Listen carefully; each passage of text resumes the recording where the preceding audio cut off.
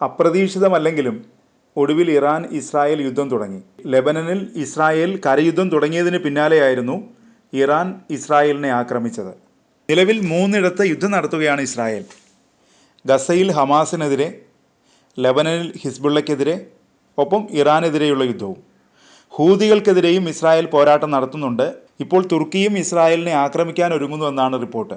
കഴിഞ്ഞ ദിവസം UN general അസംബ്ലിയിൽ നാറ്റോ രാജ്യമായ തുർക്കി ഇസ്രായേലിനെതിരെ അതിശക്തമായ നിലപാട് സ്വീകരിച്ചിരുന്നു. കൊലയാളികളെന്നാണ് ഇസ്രായേലിനെ തുർക്കി പ്രസിഡന്റ് എർദോഗൻ വിശേഷിപ്പിച്ചത്. ലെബനൻ കരയാക്രമണത്തിന് പിന്നാലെ ഇസ്രായേലിനെതിരെ നിലപാട് കടുപ്പിച്ചിരിക്കുകയാണ് തുർക്കി. ലെബനൻ കരയാക്രമണത്തെ തുർക്കി അപലപിച്ചു. നിയമവിരുദ്ധമായ അധിനിവേശമെന്നാണ് ആക്രമണത്തെ തുർക്കി വിദേശകാര്യമന്ത്രി വിശേഷിപ്പിച്ചത്. ലെബനിൽ നിന്ന് ഇസ്രായേൽ സേനയെ പിൻവലിക്കണമെന്നും തുർക്കി ആവശ്യപ്പെട്ടു. ലെബനന് തുർക്കി പ്രസിഡന്റ് എർദോഗൻ സഹായം വാഗ്ദാനം ചെയ്തു. എല്ലാ സഹായവും ലെബനനുണ്ടാകുമെന്നാണ് കരയാക്രമണം തുടങ്ങിയതിന് പിന്നാലെ എർദോഗൻ പ്രതികരിച്ചത്. ഇസ്രായേലിനെ തടയുമെന്നാണ് നാറ്റോ സഖ്യ നേതാവിൻ്റെ പരസ്യ പ്രതികരണം. ഇത് ഇസ്രായേലിനുള്ള മുന്നറിയിപ്പായാണ് വിലയിരുത്തുന്നത്. തുർക്കിയും ഇസ്രായേലിനെതിരെ പോരാട്ടവുമായി മുന്നോട്ടു പോകുമോ എന്നാണ് ലോകം ഉറ്റുനോക്കുന്നത്. തുർക്കിയെ ഉപേക്ഷിക്കില്ലെന്ന് തന്നെയാണ് എർദോഗൻ വ്യക്തമായി പറയുന്നത്. യുദ്ധത്തിൽ തുർക്കി പ്രവേശിച്ചാലും അത്ഭുതപ്പെടാനില്ല. കാരണം അറബ് രാജ്യങ്ങളുടെ കൂട്ടായ്മ വേണമെന്ന ആവശ്യം അതിശക്തമായി ഉയർത്തുന്ന നേതാവാണ് എർദോഗൻ. എങ്കിൽ മാത്രമേ ഇസ്രായേൽ പോലുള്ള ശക്തികളെ നേരിടാൻ കഴിയൂ എന്ന് ചിന്തിക്കുന്ന ഭരണാധികാരിയാണ് അദ്ദേഹം. ഇസ്രായേൽ എന്തൊക്കെ ചെയ്താലും ഇന്നല്ലെങ്കിൽ നാളെ ആ രാജ്യത്തെ പിടിച്ചു കെട്ടുമെന്നാണ് എർദോഗൻ്റെ മുന്നറിയിപ്പ്. ലെബനനിൽ ഇസ്രായേൽ കരയാക്രമണം തുടങ്ങിക്കഴിഞ്ഞു. അതിനിടയിലാണ് ഇറാൻ ഇസ്രായേലിനെതിരെ മിസൈൽ ആക്രമണം നടത്തിയത്. ടെൽ അവീവിനെയും ജെറുസലേമിനെയും ലക്ഷ്യം വെച്ച് 180 മിസൈലുകളാണ് ഇറാൻ അയച്ചത്. അയൽരാജ്യമായ ജോർദാൻ്റെ ആകാശത്ത് വെച്ച് തന്നെ ഇസ്രായേൽ ഇവ വെടിവെച്ചിട്ടെന്നാണ് റോയിറ്റേഴ്സ് റിപ്പോർട്ട് ചെയ്തത്.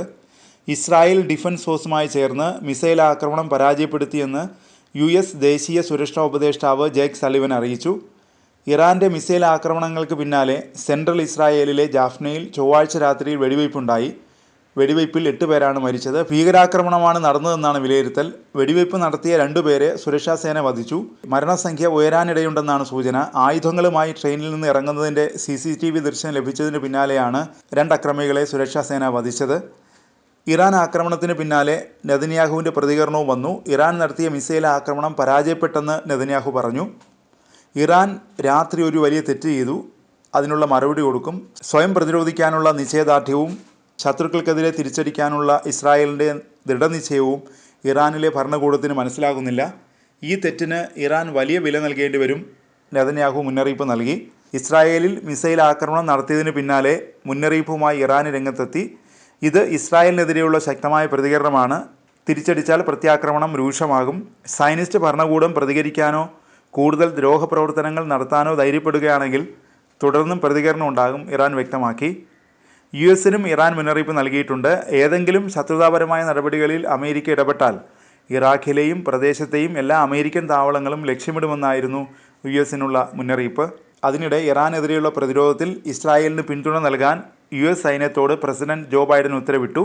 ഇസ്രായേലിന് പിന്തുണയുമായി മധ്യപൂർവ്വ ദേശത്ത് US-ന് 40,000 സൈനികരാണുള്ളത്.